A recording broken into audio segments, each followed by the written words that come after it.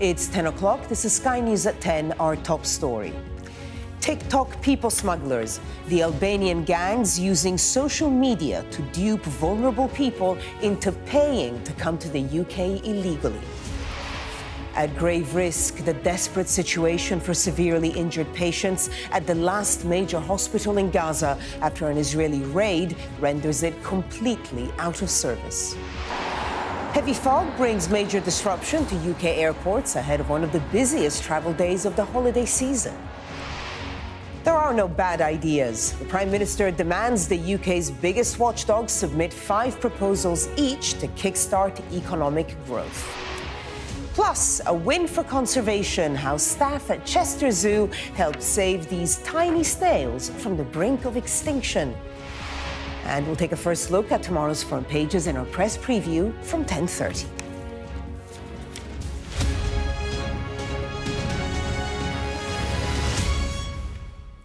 Good evening. We begin the programme with what has proved to be an unsolvable problem for successive governments. Today, the Home Office described the Albanian people smugglers advertising package deals on social media as despicable and vowed again to crack down on illegal gangs. That's after the number of arrivals on small boats since 2018, when records began, passed 150,000. Nearly 1,300 people have made the dangerous crossing since Christmas Day, as our national correspondent Tom Parmenter reports.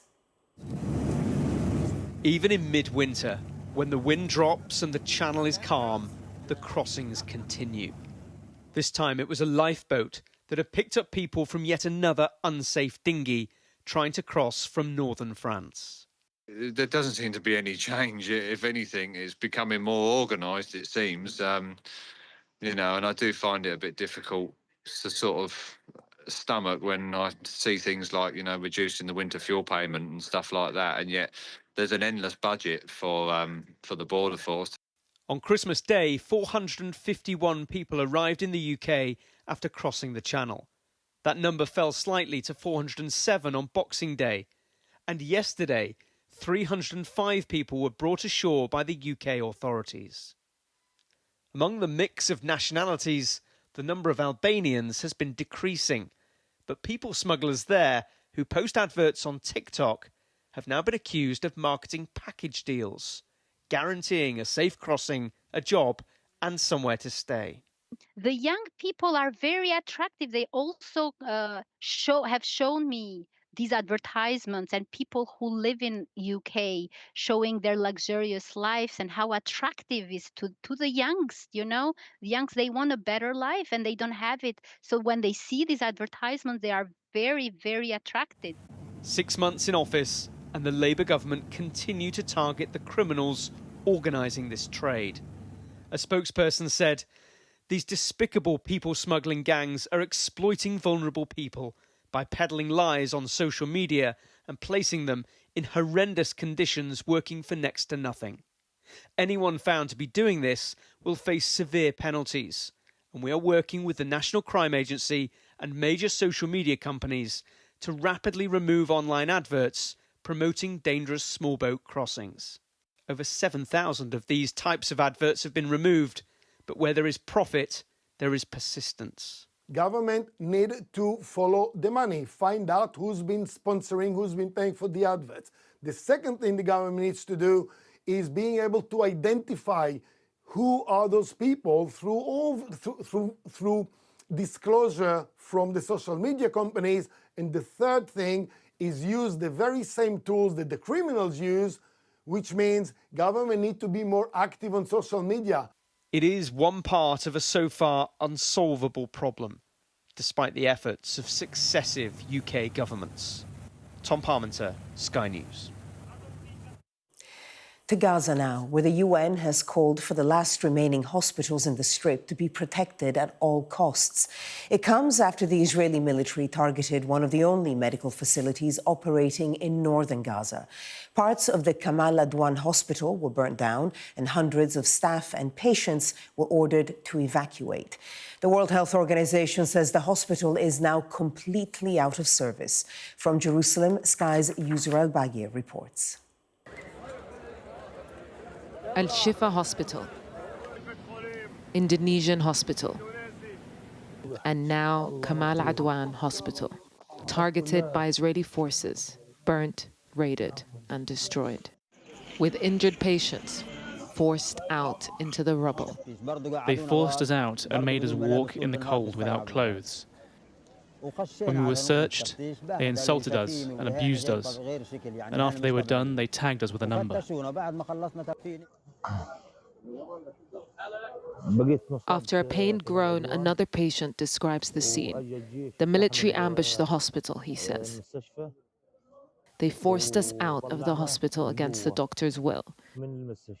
They told him, "You have 10 minutes. If you don't leave, we'll bomb the hospital." As of early December, just 17 of Gaza's 36 hospitals were partially functional. There are no fully functional hospitals left in the Strip as a result of Israeli attacks. Until this week, there were only 2 partially functioning hospitals serving the north, which have been under renewed Israeli siege. Earlier this month, the Indonesian hospital went completely out of service. And on Christmas Eve, the IDF stormed the hospital and forced its remaining patients out. The Kamal Adwan Hospital, raided on Friday with its staff detained and fires lit inside the hospital, is no longer operational. And doctors at maternity hospital Al Auda in the Jabalia neighborhood say it's currently under siege. In each case, the IDF says it was targeting terrorists. Hi, Doctor. Can you hear me? The director of Al Auda spoke to us from Gaza with worry that his hospital is next to be raided.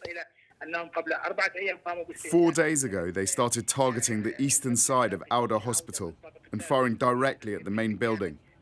The destruction has meant there are no doors or windows and water pipes are damaged. Makeshift ambulances have been moving people from targeted hospitals in northern Gaza to the south, elderly in wheelchairs, and mothers with their sick children, now sat in field hospital tents in the cold. We suffered from hunger and thirst, says this mother. Her daughter with a heart condition would fall unconscious for 2 hours and not have access to treatment. These are the lives torn apart by Israel's assault on Gaza, left without the basic care they need to stay alive. Yusra al-Bagher, Sky News. Ongoing misery for air passengers, with a second day of disruption to flights due to heavy fog across much of the country. Most London airports are affected, as well as Manchester. The Met Office says visibility is still down to as little as 100 metres in some areas. Sky's Amelia Harper reports. Outside Heathrow Airport, the air traffic control tower is barely visible. Emerging from the fog, this plane is one of the flights that made it. At airports including Gatwick, Stansted, Luton and Heathrow, dozens of flights have been delayed due to fog. My partner and I were due to fly from Leeds Bradford to Dublin. Slowly but surely, we started to realise that the likelihood of us getting to Dublin is becoming less and less, and it started to become a lot more real that we may not get on this trip that we've looked forward to for quite a while. And in the end, it ended with disappointment. And as planes land on Gatwick's runway, passengers were warned to expect disruption. The airport has had to put in temporary air traffic restrictions due to the poor visibility. Yesterday, flights were delayed by up to 3 hours for this reason, and a spokesperson for the airport says those types of delays could continue. And as some pilots were given the go-ahead to taxi, the UK's main air traffic control provider said restrictions of this sort are only ever applied to maintain safety. We continue to monitor the situation and have a Met Office expert embedded within our operation to ensure we have the latest available information. As passengers arrive at Gatwick's bag drop, others are being urged to check with their airline about the status of their flight. If your flight is cancelled for any reason whatsoever, the airline is responsible for ensuring that you are flown to your destination as soon as possible. And if that means the airline has to buy you a ticket on a rival airline, so be it. If there's a disruption such as fog, well, I'm afraid you're not going to get compensation on top of that, because it is manifestly not the airline's fault. With planes in the wrong places, there could be further disruption. Not the start to the Christmas getaway these flyers would have wanted. Holiday plans and flight timetables up in the air. Amelia Harper, Sky News. The Prime Minister has called on the UK's biggest regulators to prioritise the economy. Sky News has learned Sir Keir Starmer has written to a number of industry bodies demanding that they come up with 5 ideas each to help kickstart economic growth. It comes after figures published earlier this week indicated the economy flatlined between July and September. Well, our political correspondent Rob Powell is outside Downing Street for us. And Rob, critics might say that regulators should be focused on standards and protecting people rather than coming up with ideas to boost growth. Yes, and that's exactly what One Water campaign group has said to us today, that they don't want the environmental regulators to be focused on growth at all. Now, supporters of policies like this say that all regulators have the power to stand in the way of construction and development, both drivers of growth, so they need to think hard about the trade-offs involved and do away with anything that could be deemed completely unnecessary. And it's those unnecessary blocks that Sir Keir Starmer says that he's getting at in this letter to 10 regulators, including water, energy, environment, healthcare and financial services as well. He wants 5 ideas from all of them by mid-January of ways that they can spark growth. I think really doing away with rules and regulations is one of the few levers that Downing Street have to try and get the economy moving. Of course, one of the other levers they could pull is lowering taxes on business, but that looks to be going in the other direction. In the budget, employer national insurance was hiked quite substantially. So I think while firms will welcome the direction of travel on regulation, they may well question whether it will do enough to compensate for the extra burden of taxation that they've been taking on. They may also point to some of the changes around workers' rights as an area where regulation is increasing rather than actually decreasing. I think it's unusual to hear a Labour Prime Minister here talking quite so much about deregulation, about growth. You'll remember when Liz Truss was briefly resident here, that was a big part of her policy platform. So I think Keir Starmer maybe risks ruffling feathers in parts of the Labour Party if he's seen to be lowering standards to the benefit of business. That said, with a big majority here in Westminster and a stagnant economy, he probably can afford to put the interests of business above the interests of politics, for now anyway. Rob Powell outside Downing Street for us. Rob, thank you. Benjamin Netanyahu will undergo surgery tomorrow to remove his prostate. The 75-year-old Prime Minister of Israel was diagnosed with benign prostate enlargement after he sought treatment for a urinary tract infection. Earlier this year, he had surgery for a hernia and had a pacemaker fitted last year. Russia's Vladimir Putin has held a phone call with Azerbaijan's president following the plane crash in Kazakhstan on Christmas Day that killed 38 people on board. The Kremlin says Mr. Putin apologized for what he called a tragic incident, but he appears to have stopped short of admitting responsibility. This comes after 2 U.S. military officials said that America has intelligence that Russia mistakenly shot down the aircraft. A man has appeared in court charged with the murders of 2 women in Milton Keynes on Christmas Day.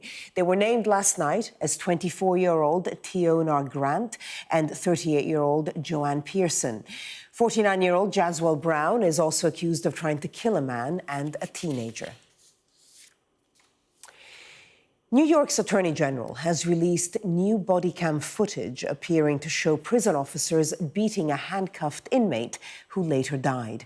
The incident has drawn outrage from political leaders and has been condemned by the Prison Officers Union as incomprehensible. A warning that this report from Sky's Lisa Dowd contains images of that assault. He'd only just been transferred to this prison in upstate New York when Robert Brooks was hauled inside, handcuffed and face down. The prison officers didn't activate the audio on their body-worn cameras, but the pictures show what happened on this examination table. He was repeatedly punched and kicked in the legs and chest. At one point, officers tried to push something down his throat. They also stripped his clothes off him. His injuries proved fatal. The 43-year-old was pronounced dead in hospital the following day. He'd been serving a 12-year sentence for stabbing his girlfriend. I do not take lightly the release of this video, especially in the middle of the holiday season.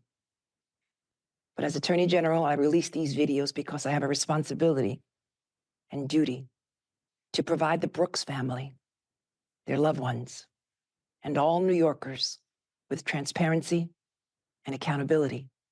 A preliminary autopsy showed that Robert Brooks died of asphyxia due to compression of the neck. I was there with Mr. Brooks' son and his father and his brother. They all watched the video as well, and I think it was just the overwhelming shock. It was just felt so incomprehensible. The Correction Officers Benevolent Association said that what happened here at Marcy Correctional Facility was egregious and repugnant. The New York governor said she was horrified by the footage and ordered that 13 officers and a prison nurse should lose their jobs. She said all involved must be held fully accountable. Lisa Dowd, Sky News. To Russia now, where authorities are trying to boost the country's birth rate by banning so-called child-free propaganda. Fewer than 600,000 births were registered in the first half of the year, the lowest rate for a quarter of a century. Our Moscow correspondent Ivor Bennett reports. When it comes to family, size matters in Russia. The Asachovs have 8 children, from 18-year-old Sofia to 18-month-old Marusia, and they've just been crowned Moscow Family of the Year. It's a great honor and joy. It brings pride to our family. Not only my husband and I, but for the children, grandmothers and grandfathers. Their faces are even on billboards around town, the model family doing their patriotic duty. That's because Russia's birth rate is at a quarter of a century low, and the authorities are desperate to boost it.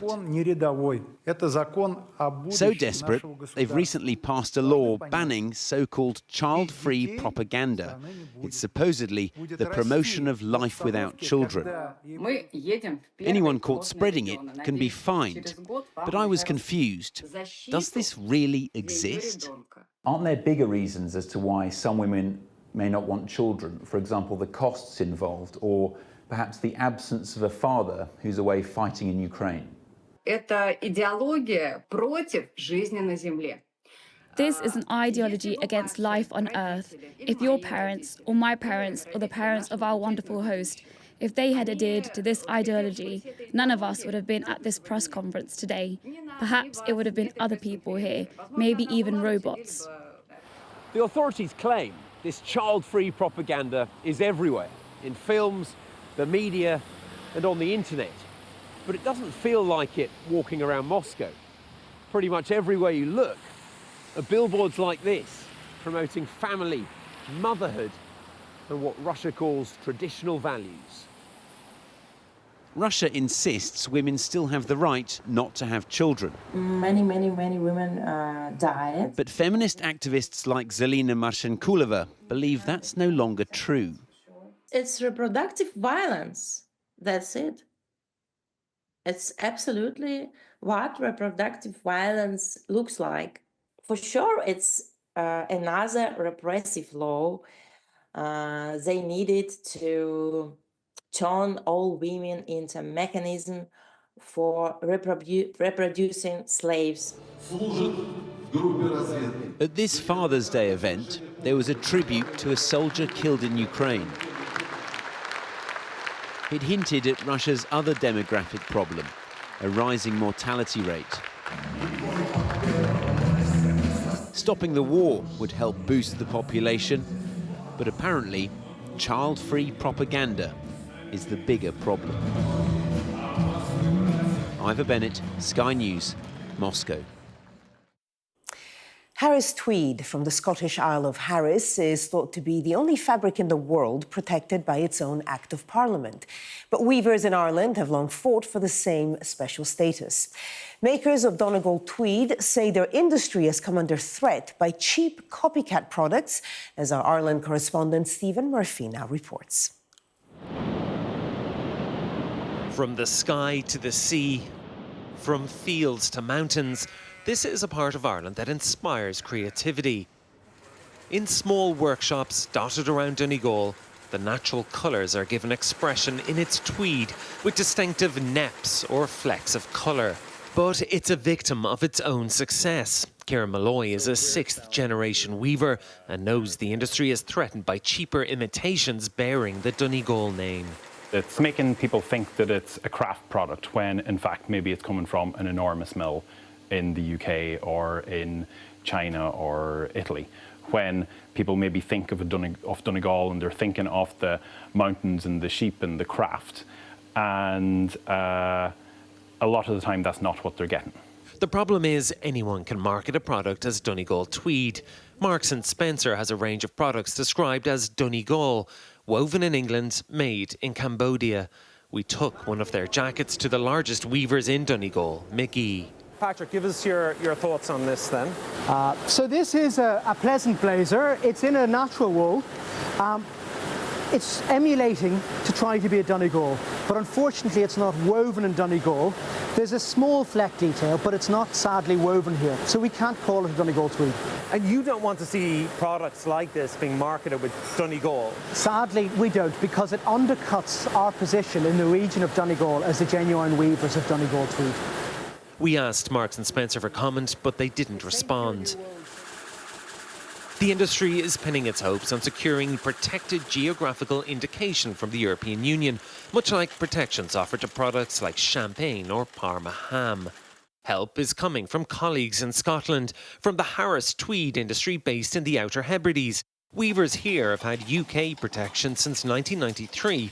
They say it's vital. We have no doubt that this industry would not have survived. It simply couldn't have. The protection that it has brought has forever secured the definition. When the Donegal folk approached us, we don't consider them as rivals or competitors.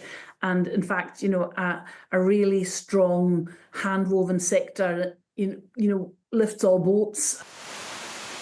Donegal is a place blessed with so much natural beauty, but it is a long way from Dublin, and the people here sometimes feel they're somewhat neglected by the Irish government, to the extent that this place is sometimes known as the Forgotten County.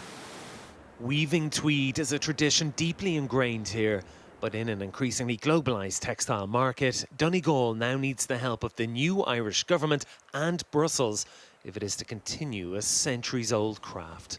Stephen Murphy, Sky News in County Donegal. Let's get the latest sport now from Sky Sports News and Alice.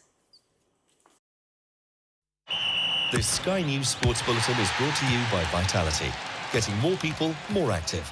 Live life with Vitality. You certainly need to have one eye on what if this doesn't work out. Sometimes when you do get released, it's a little bit of a dark place. I think there's so much ask and demand from academies. You need to give them a plan B as well.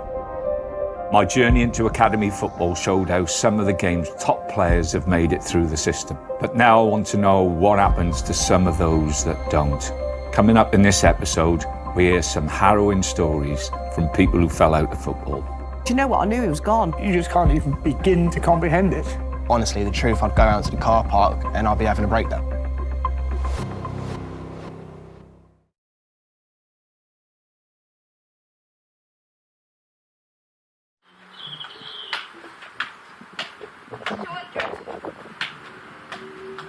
Apparently Matthew says that's 200. I've got videos of him kicking the ball forever. All he was doing was keep you up there all the time, playing football in the garden, on holiday, and this, that and the other. So he'd love it. He'd love to play football, making sure he was the best he could be. That was his life. Matthew Langton was 20 when he took his own life back in 2021. All he'd ever dreamed of was becoming a professional footballer. The morning he took his life, he was supposed to leave work at 7 and he'd left at 5. Nobody noticed till 6, and they rang him and he didn't answer. Just after 6:30, I got woke up. I don't know what woke me up, but I woke up. I just knew straight away, I knew. I went next door to get the neighbours for help, and Richie, our next door neighbour, started CPR on him. Do you know what? I knew he was gone. I just knew it. His bedroom's been untouched for 3 years. He's got his Xbox, he's got his hanging up his Mansfield stuff, his Derby stuff, his football boots. Everything's as he was, but he's not there. It's like being in a shop and someone's gone, you've lost your kid and you're forever searching. I'm forever searching for Matthew. It's something no parents could ever imagine, but his mother Maxine wants Matthew's story to be heard. So does his teammate, Cayman Cashmore. He was a great guy. He used to make me laugh all the time. I mean, I got a video on my phone of Matty playing my guitar. He didn't know how to play a guitar.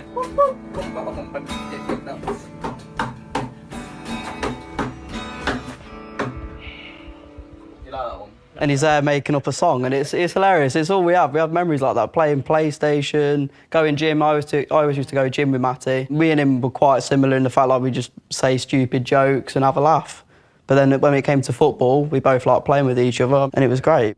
Are you absolutely convinced that his dream to be a footballer and the slow deterioration of that, with the rejection from Derby, then the rejection from Mansfield, that had a huge impact on his mental health? I think that was the big factor of his deterioration. I do think it coincided at the worst time ever with lockdown. He couldn't have contact with anybody. And I think, and he was working nights at Tesco. This Sky News Sports Bulletin is brought to you by Vitality. Next, the tiny snails, which may have been saved from the brink of extinction by Chester Zoo. Now, for 100 years, the Desertas Island land snails were believed to have disappeared altogether. But experts have now managed to successfully breed them in captivity for the first time. From Chester Zoo, here's Sky's Charlotte Leeming.